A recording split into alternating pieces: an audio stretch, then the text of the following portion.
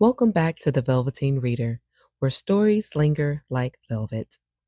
Tonight we wander into a story about love, not the kind sung in pop songs or captured in pictures, but the kind that moves quietly and unseen inside the human heart. It's a tale of wanting and giving, of a boy who mistakes proof for passion, a girl who confuses shimmer for substance, and a small brown bird who sings until the world remembers what love is supposed to sound like. The story was first told long ago by Oscar Wilde, but tonight we'll meet it again, here in our own time, where streetlights have replaced stars and hearts still chase their reflections in every window.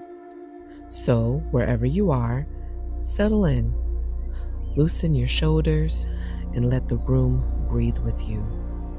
This is The Nightingale and the Rose, a modern fairy tale for anyone who has ever given too much, felt unseen, or dared to love anyway.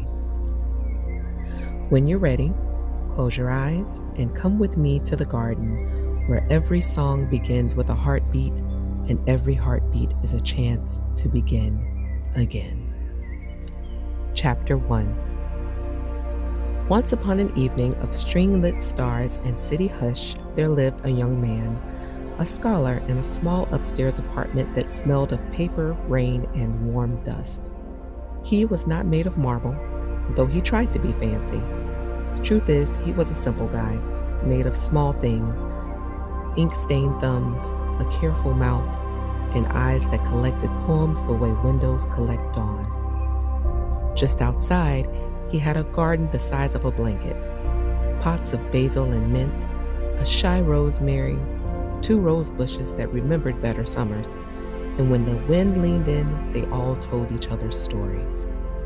That night, the scholar stood beneath the window, listening to the clinks and laughter from the campus courtyard a block away. Music floated like ribbons. His chest carried a bright ache that shaped like a wish. If I can bring her something beautiful, he thought, maybe she'll actually see me. Maybe. The courtyard was a constellation of fairy lights and glass. The girl stood near the fountain, a comet of bracelets and easy laughter, camera flash turning her into a small sun others orbited. She had the kindness of warm hands and the distance of a high shelf, trained by a world that priced affection by its shine. The boy approached, rose-leaf courage trembling in his breath. "Hi," he offered, choosing his next words carefully. There's the gala on Saturday. If you'd like, maybe we could go together?" She tilted her head, not unkindly, but teetering between yes and the gravity around her. "It could be sweet," she said, a smile practiced to hurt no one. "Bring me a red rose. A real one, not store fake, something special.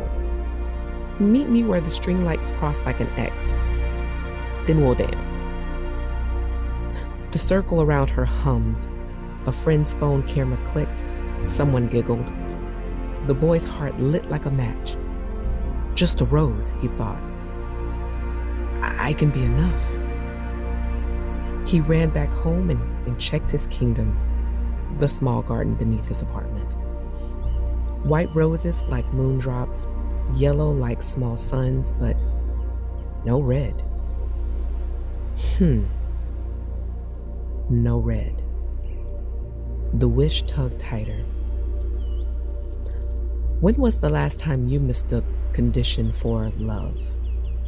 Have you ever chased something that made you forget your own worth? Bidding your roses for someone's approval as if you were not the gardener that grew them? Chapter 2. High above the pots sat a nightingale, small and dusk-colored, a creature stitched from breath and bravery. Her eyes were made for listening, to tones of voices, to the spaces between words, to the way wishes changed the air. She had sung of love in 1,000 keys, but she had not quite seen love with her own eyes. only its shadows and echoes. Tonight, the boy's longing rang true and thin, like a silver bell with a crack. Here is a heart that only wants to belong, she thought, and does not yet remember how. She watched him kneel among the pots, searching with shaking hands. He counted the wrong things, petals instead of meaning. Red, he whispered to the soil. I only need red. The nightingale looked from his face to the rose tree at the window. Old veined bark, patient thorns, then back to the sky that was already writing the moon into the margins. Rose tree, the nightingale sang softly, hopping down to the sill. He needs a red, one that remembers the heart. Will you bloom him such a rose? The rose tree rustled, voice like old paper turning. My roots are sleepy from a long winter. My buds hold white and gold in this season. For red, blood must color me, slow and sacred. The nightingale stilled. Whose? Yours, little singer, murmured the tree. Under the moon, press your chest to my sharpest thorn and sing me a song that teaches night to blush. Your blood will be drawn into my veins. By morning, I will be crimson. Your body will have eternal sleep, and your soul will be free. The nightingale's feathers rippled like a shiver she pretended was a breeze. She looked at the boy under the window, ink on his wrist, hope on his mouth. Will my song matter, she wondered, to hearts that forget so quickly? The wind did what the wind does. It offered no promise, only a cool hand on a warm thought. If there is a sacrifice, if love is the reward, then let it be me, she said. The nightingale asked herself if love was worth the cost. What thorn have you pressed your heart against, hoping it would bloom something beautiful? And if it never bloomed, would your song still matter? Chapter 3. Inside, the boy paced lines into the floorboards, books open, their spines like sighs. His laptop blinked a cursor, a small metronome for bravery. The rose problem grew into a life problem. If I bring her beauty, maybe I'll be chosen in public. Maybe the laughing will turn toward me and I'll stop carrying my softness like a secret. He looked in the mirror and rehearsed in the moment. The walk, the offering, the smile. He tried to see himself, but he kept seeing the gaps. Outside, the garden breathed. The nightingale settled her bones, one leaf away from the chosen thorn. The moon rose honest and pale. The campus quieted to the purr of far traffic and the clink of one last mug in a distant kitchen. The nightingale, as promised, pressed her chest to the thorn. It found her gently, like truth that is soft, only until it isn't. The first pain was a pin's bright kiss. Then it deepened, and the song widened with it. She sang of beginnings, a hand hovering over another in a grocery line, the electricity of almost. She sang of waiting, a tea kettle that clicks but no one comes, the text message that says seen with no reply. She sang of mercy, someone slicing fruit for you without asking why your eyes are glassy. Her voice turned the air to silver, and the rose tree drank. A bud blushed, the shade of secrets told at midnight, and then darker. Pomegranate, wine, the red that has its own weather. The nightingale trembled, not from fear but from rightness. Sometimes the thing you were meant to do is costly, but you do it anyway, she thought. And it feels like dying, but being born at the same time. She did not call it sacrifice. She called it truth. This is love, right? Chapter 4. Dawn pressed a thumb of light against the boy's desk. He woke in the chair he promised he would not sleep in. Neck stiff, hope still sore. He stepped to the window and saw it. A red that made breath forget itself. Dew like pearls along the edges, drama at the core. He reached. The stem resisted the way roses do. Tough yet tender, then let go with a polite sigh. When he brought the flower to his face, it smelled like iron and honey, and something older than both. He did not see the small bird in the grass. Her feathers ruffled the wrong direction, as if sleep had rushed her. He already belonged to the walk he was about to take. I can finally be enough, he thought, as if the rose could hear him.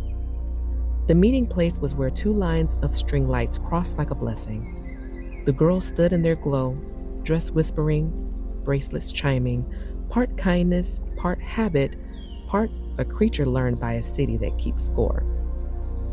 He arrived with the rose carefully between his fingers, the way you would hold a truth that could bruise. For you, he said, proudly and full of hope. Real, red. She softened for a breath. She did not mean harm. It's beautiful, she said, and it was. But she glanced towards the laughter where a velvet box rested on a table like a promise. You see, the Chamberlain's nephew, he said diamonds. It's the gala and people will be watching. I'm sure you understand. There was no villain in her face, just the arithmetic she had been taught. Value equals what shines. The boy's mouth made a shape that was not a smile. Oh, he thought. So I'm a quiet thing again.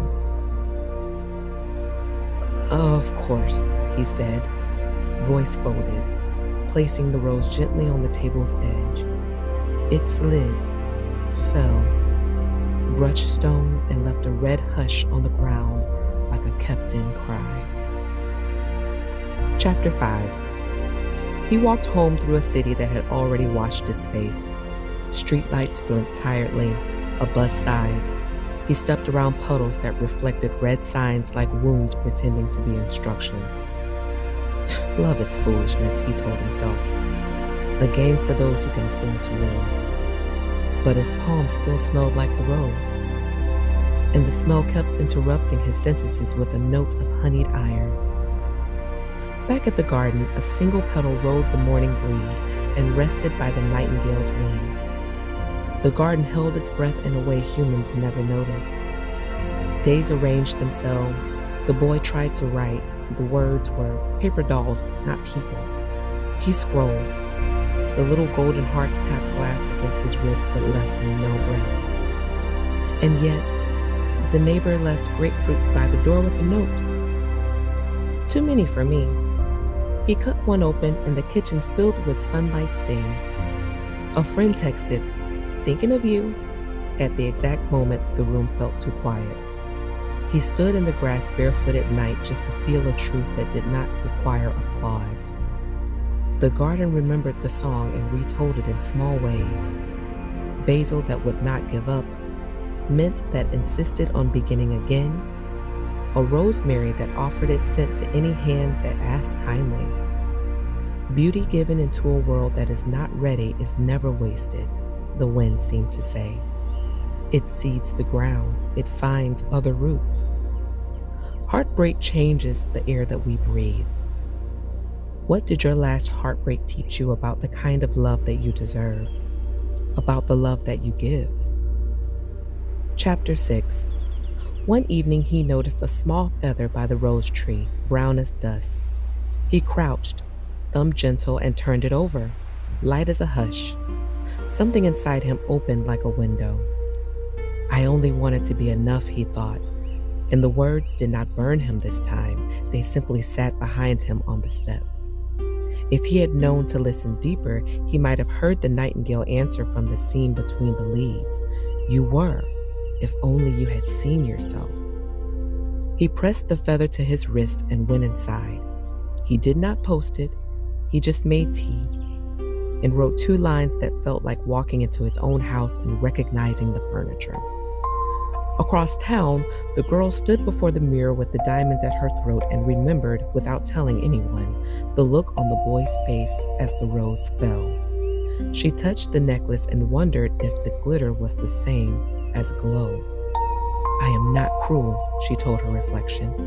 "I'm just careful."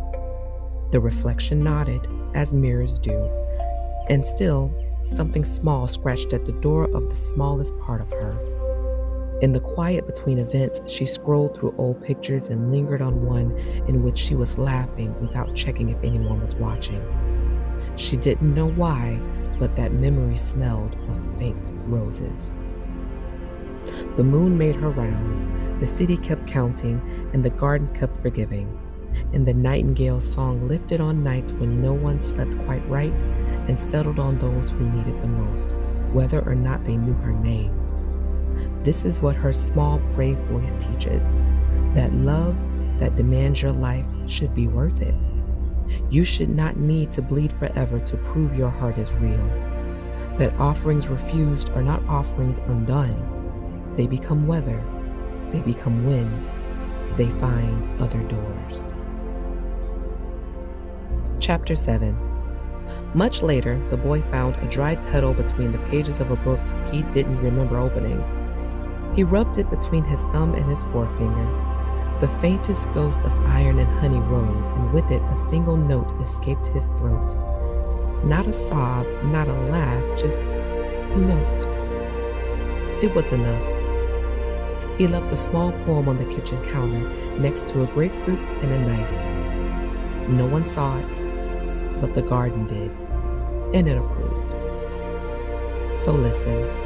If you have ever bargained for love with tokens that cost you more than you told yourself, if you have priced your worth in glitter and found the light cold, if you have sung your truest song and watched it all fall unheard, press a hand to your heart for a moment. Feel how your body keeps time for music that you did not have to earn. Plant a rose in yourself. Let the petals be tenderness, let the thorns be discernment, and water it with truth told to a friend, with fruit cut slowly, with 2 whispered lines of a song that remembers you. The world may forget, but the wind will not, and somewhere, someone gentler is already breathing you in. This was The Nightingale and the Rose. Thank you for reading with me, the Velveteen Reader. If you'd like more nights like this, subscribe and join me again. Until then, breathe deep, rest well, and sweet dreams.